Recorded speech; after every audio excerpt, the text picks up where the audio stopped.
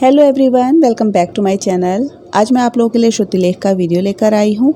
आप लोगों ने अगर व्हाट्सएप पे मुझे ज्वाइन नहीं किया है तो डिस्क्रिप्शन में आपको व्हाट्सएप चैनल का लिंक मिल जाएगा, उसको भी ज्वाइन कर लीजिए ताकि आपको नोटिफिकेशन समय से मिल जाया करें। अगर आप लोग मेरे चैनल पर नए हैं तो आपको इंस्ट्रक्शन समझने होंगे। सबसे पहले तो ईयरफोन्स यूज़ करिए अगर आवाज़ आपको साफ़ नहीं आ रही है तो, और जो मैं आपको बोलूँगी उसको आपको भी अपने मन मन में दोहराना है लिखते समय, ताकि आपका उच्चारण भी शुद्ध हो। क्योंकि ज़्यादातर गलतियाँ इमला की तभी होती हैं जब आपका उच्चारण शुद्ध नहीं होता, आप गलत बोलते हैं और उसको उसी प्रकार गलत रूप में लिख लेते हैं। पूरा वीडियो खत्म करने के बाद जितनी आपकी गलतियाँ होंगी उनको शुद्ध रूप में 8-10 बार लिखने की प्रैक्टिस करिएगा, ताकि फ्यूचर में उन शब्दों की गलती आपसे दोबारा से ना हो। चैनल पर नए हैं तो अभी सब्सक्राइब कर लेना, नोटिफिकेशन बेल को दबा के ऑन कर लेना, सिलेक्ट कर लेना ऑल पर, ताकि मेरे वीडियोस के नोटिफिकेशन आपको समय से मिलते रहा करें। और प्लीज़ वीडियो को लाइक और शेयर करना बिल्कुल मत भूलिएगा, क्योंकि मेरे पास एक यही मोटिवेशन होता है जब आप लोगों के कमेंट्स आते हैं या आप लोग वीडियो को लाइक करते हैं या शेयर करते हैं। चलिए लिखना शुरू करिए।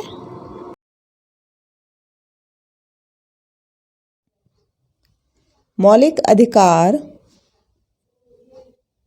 मौलिक अधिकार न्यायोचित हैं, न्यायोचित हैं, अर्थात अर्थात इनके उल्लंघन, इनके उल्लंघन होने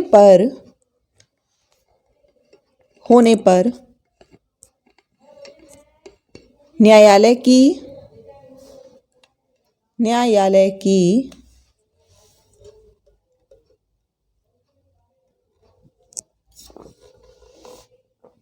शरण ली जा सकती है,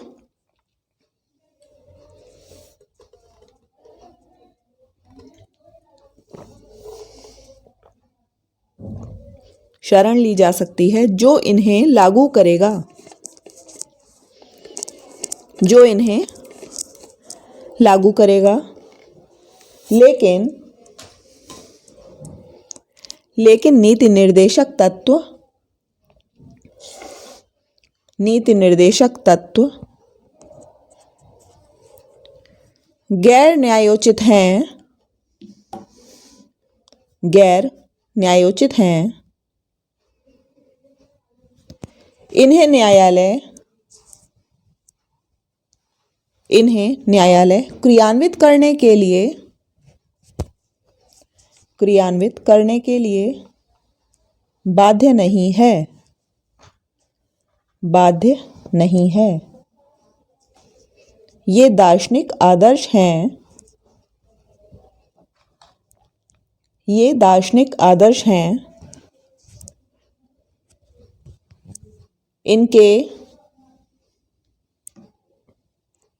इनके गैर न्यायोचित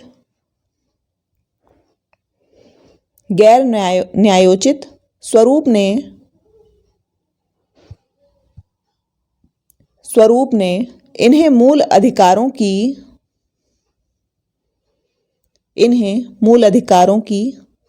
तुलना में निम्न स्तर पर ला खड़ा किया है,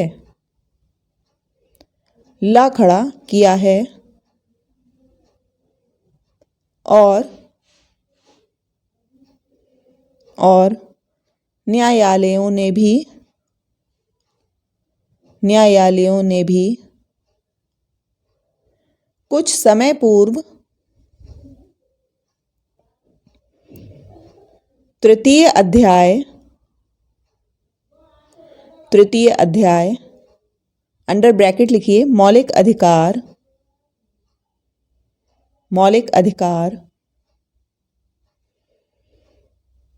और चतुर्थ अध्याय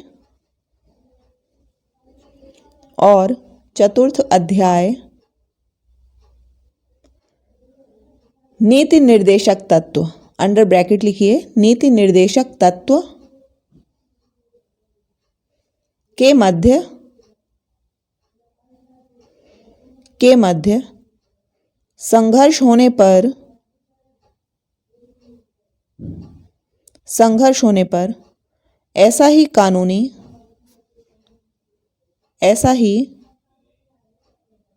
कानूनी दृष्टिकोण अपनाया था।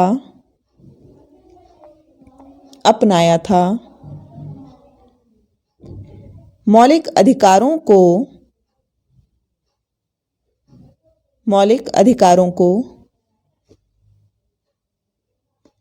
प्राथमिकता प्रदान करने पर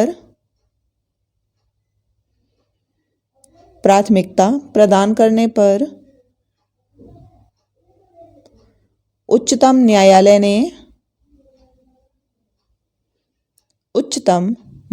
ने एक ऐसे सिद्धांत का प्रतिपादन किया था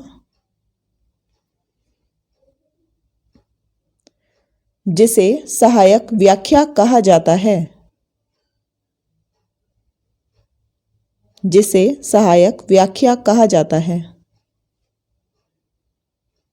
प्रसन्नता है कि यह दृष्टिकोण अब अमान्य हो चुका है और अब सर्वोच्च न्यायालय उन प्रकरणों की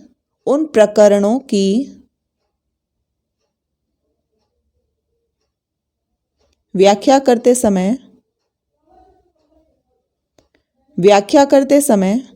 नीति निर्देशक तत्वों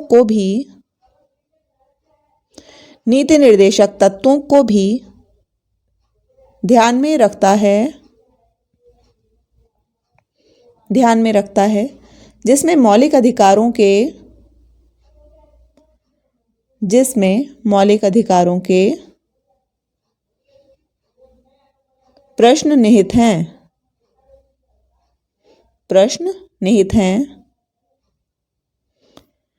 तथा वह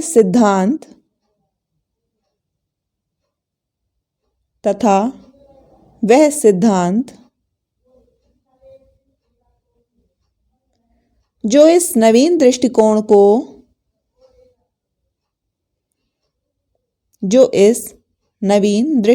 को चरितार्थ करता है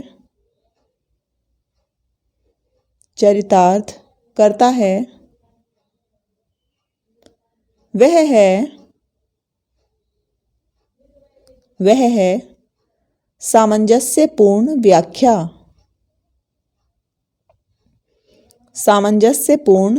व्याख्या।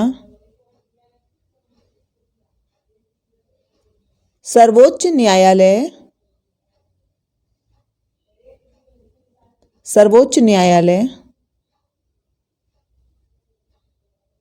ऐसे प्रकरणों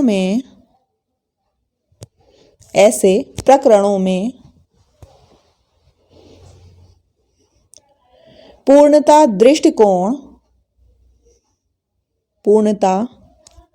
दृष्टिकोण अपनाता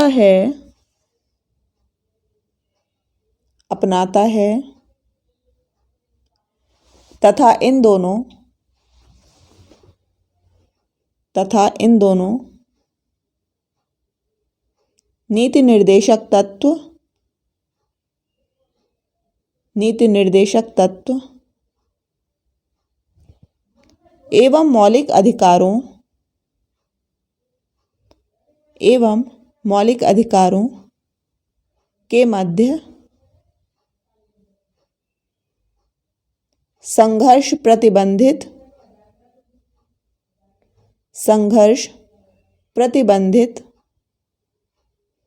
करने का प्रयास करता है।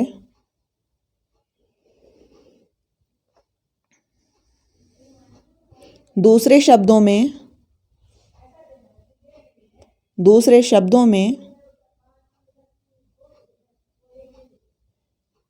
हाल के वर्षों में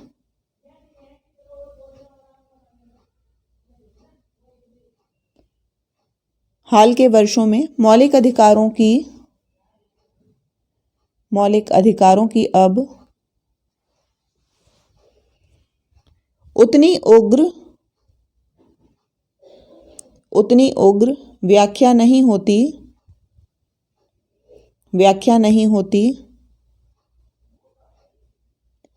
और इस प्रक्रिया में दोनों के मध्य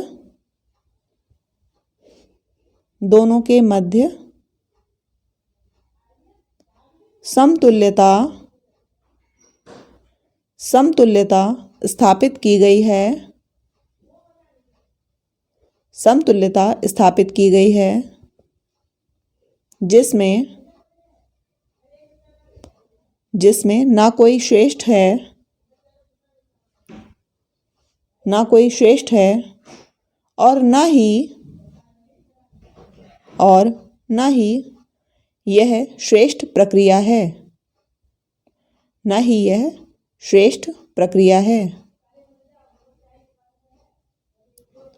भारतीय संविधान के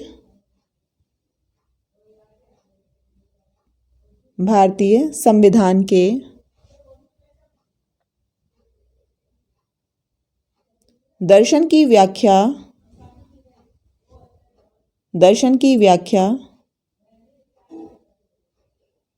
जो इस प्रपत्र में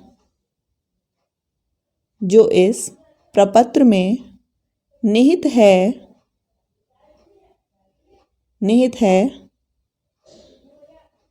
पूर्ण करने के पश्चात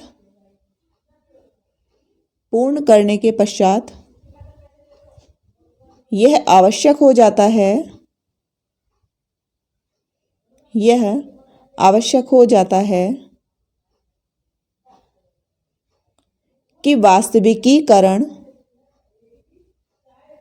कि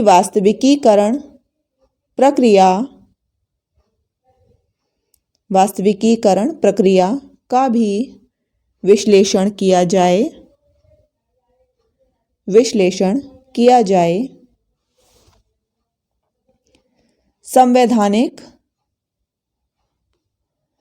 संवैधानिक यथार्थता के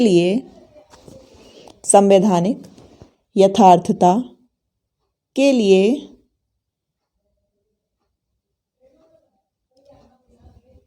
यह आवश्यक नहीं है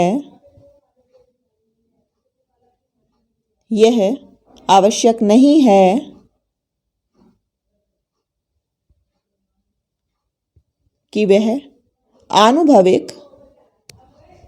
आनुभविक यथार्थता भी हो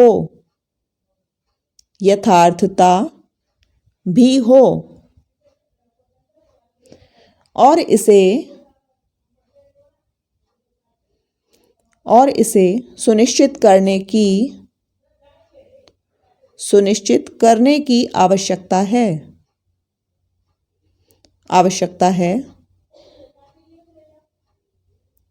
इससे भी अधिक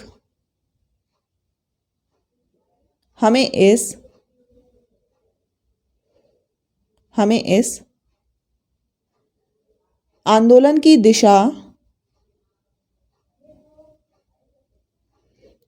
की दिशा और गति का भी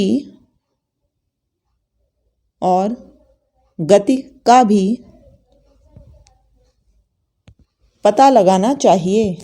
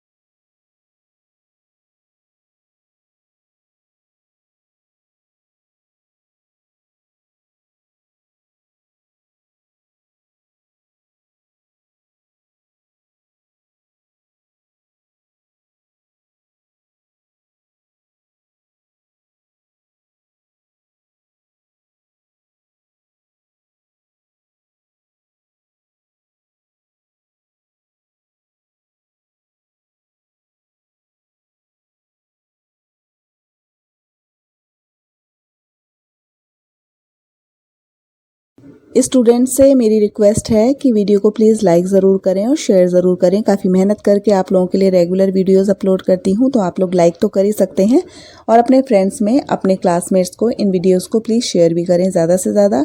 और चैनल को अगर अभी तक सब्सक्राइब नहीं किया तो प्लीज़ नीचे बने हुए रेड कलर के सब्सक्राइब बटन पर क्लिक करिए, चैनल को भी सब्सक्राइब करिए और नोटिफिकेशन बेल को भी दबा के ऑन कर देना, सिलेक्ट कर लेना ऑल पर, ताकि मैं जो भी वीडियो अपलोड करूं उसके नोटिफिकेशन आपको समय से मिलते रहा करें। मिलते हैं अगले वीडियो में, तब तक के लिए नमस्कार, जय हिंद, जय भारत।